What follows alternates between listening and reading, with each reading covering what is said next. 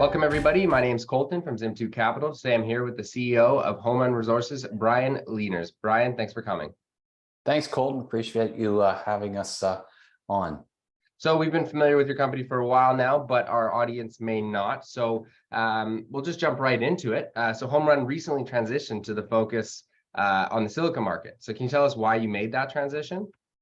Yeah, we've always been looking as a group, as an organization. We've always looked for materials that have a lot of uses across multiple industries. And now in this energy transition that we're in, our two favorites are copper and silica. I won't get into copper, but the reality of the silica market is that it's probably the #1 element in the solar space as far as being a base raw material for both the glass and for the silicon. And then, in other areas, in particular in energy storage, which is some stuff that we're working on going forward, it's going to get fairly well known because silica has amazing thermal properties relative to storing heat over long periods of time. So we're pretty excited about that. And then you layer in, the traditional markets for silica.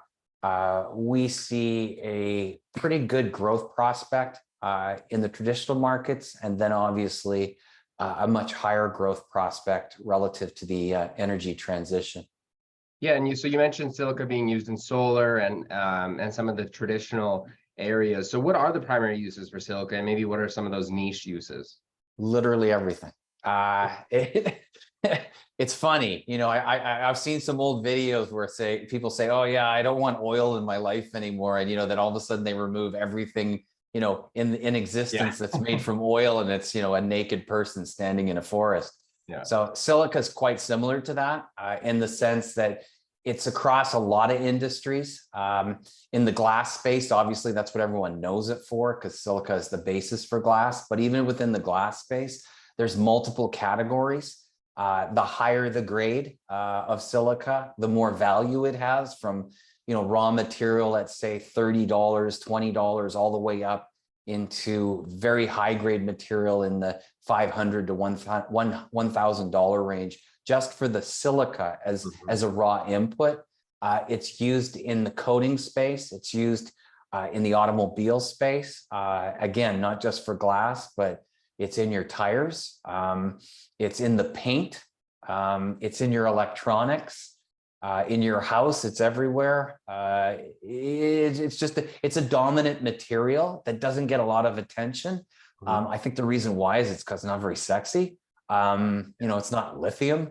But the reality is it's actually more important than lithium, because if you took silicon out of your life, it would be quite difficult. If you took lithium out of your life, you'd just use another material that may not be as good as lithium, but does the same thing. So it's an interesting material. It has interesting physical properties, and in the energy transformation, it has tremendous application. And those verticals, we're in an industrial revolution right now, and those verticals are brand new, relatively speaking. And so in that context, with what's going on in solar, even though it's been around for a while, it's now becoming very standard as a source of energy, and that's just going to continue. And then, the next thing behind alternative energy is obviously storage, which has to go in parallel, because you're not going to solve this problem with just generation. And silica has tremendous physical properties within the context of that space as well, from chemical batteries all the way, like I said, to the use in thermal energy storage, which is heating the silica and having it hold that charge or that heat for a period of time. Right. So it's, like you said, it's basically in everything. So then I would assume the industry is very large. So how big is the industry, and maybe what's the growth trajectory for the silica market in this green transition? It's tens of billions of dollars to hundreds of billions of dollars, depending on how you break it down. There's raw sand used in your golf course, for instance. Right. So it's a huge market. It's difficult to put a total dollar value on it. The one thing that's important to understand with silica is, it's in a pyramid of quality. And so as you get higher and higher grade uses for the product, the market gets smaller and smaller, but the price point goes up exponentially. Right. So within the solar space, it's probably around 10 to 15% of the cost of solar, if not higher. Part of that's geographic, because moving glass is really expensive. So from the perspective of North American manufacturers in solar, they're getting their glass from China. 95% of that glass is coming from China. So what you're paying for the product, you're paying almost double that for transportation costs. So there's plenty of opportunity for the market to grow based on the regionalization of supply chains that's going on right now. So the growth isn't even, the growth is occurring regionally, whereas historically, like most elements, the Chinese have dominated the space. Yeah. That is currently in transition and will be radically transformed, we believe, over the next 10 or 20 years, with the Europeans controlling their supply chains and, you know, the Americas controlling theirs and the APAC region controlling theirs. Well, that's actually really interesting. So, you know, talking about the industry and the market itself, maybe you can give us an idea of how Homerun plans to kind of intercept this market and moving forward. Well, I've kind of alluded to it, but I'll let news releases speak for it. What we've done is looked at, you know, the first step in any vertical when you're dealing with the material space is to secure a path to the material. So we've put those plans in place and are currently in the process of executing on them, while at the same time we're doing the business development that's required to move that product into those verticals.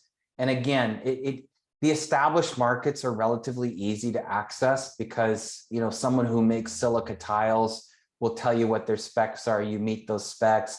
If your transportation costs work on their, you know, within their economics, then you can become a supplier to that customer in the traditional space. In the new areas, there's a whole pile of opportunity relative to new technologies and helping to advance those technologies. So it's great because historically our organization has been involved in technology and materials. And for the first time, literally in 30 years of doing what we do, we see a combination of materials and technology like we've never seen before to solve these energy transition problems, because obviously these are acute issues. And within that context, we're really focused on trying to be a leader in those energy transition verticals. And there's an opportunity for that because anytime there's disruption in any industry, a new player can arrive and become a big player in that industry. And we've seen that in the past. Well, that's very exciting. And I know it sounds like you're going to have some news releases in the upcoming future to look forward to. So we will be looking for that. Is there anything you wanted to update shareholders on before we see some new information come out shortly? Yeah, we've recently exercised some warrants. So we're nicely capitalized relative to what our short-term business objectives are.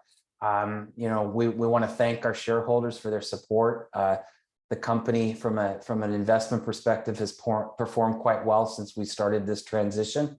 And now we're in that path of starting to deliver the events that we're working on into that. And we believe that, you know, if you look out 6, 12, 18, 24 months, you're going to see that we're going to end up being a leader in this space, especially relative to the new areas that we've talked about in this interview. Well, I know everybody at Zimtu is really excited. Our shareholders and network will be happy to see this, and we'll make sure to keep everybody updated with news as it comes out. So, Brian, I appreciate you coming on, and we'll hear from you shortly.